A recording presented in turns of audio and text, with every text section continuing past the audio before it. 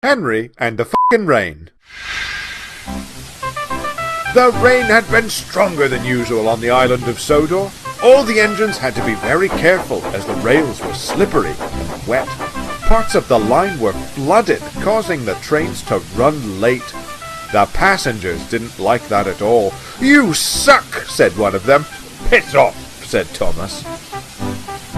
"It's not fair," muttered Henry one morning. "They should appreciate that we're still running at all." "Ungrateful added Gordon. "Serves them right for how they treat us," spluttered James.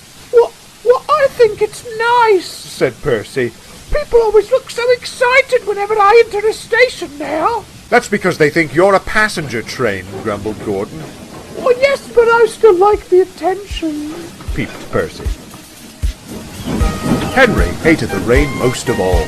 The passengers would always look so crossly at him as he pulled into the station, and because the trains weren't running to their usual schedule, they were often packed and heavy.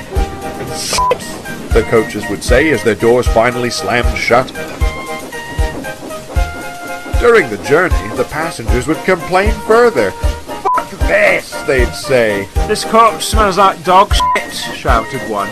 "This would never happen in Chuggington," said another. Henry was glad when they reached the final station. On his way back, Henry thought he could teach the passengers a lesson. He thought about stopping in a tunnel, but then he'd remembered that he'd already done that once, and if his idol Madonna had taught him anything, it's that he should be a bad bitch, but also that no one likes a one-trick pony. "Oh, I know, that'll show them." As he came closer to the first station, instead of slowing down, Henry started to pick up speed. "Slow down!" shouted his driver. "Fuck you!" tooted Henry. The driver tried to put the brakes on, but Henry was going too fast. His brake block screaming, Henry skidded through the station. "Jesus Christ!" shouted the passengers as they covered their ears in agony. At last, Henry came to a stop outside the station. "How'd you like that, you twats?" huffed Henry. "Well, now you've gone and fucking done it," replied the driver. "You've probably ruined your brake blocks. Now these people will have to wait even longer." Henry was pleased. Soon a bus arrived to take the people to the next station. "Bus wanker!" shouted Henry. Later that day, the Fat Controller came to the shed to rant and rave at Henry.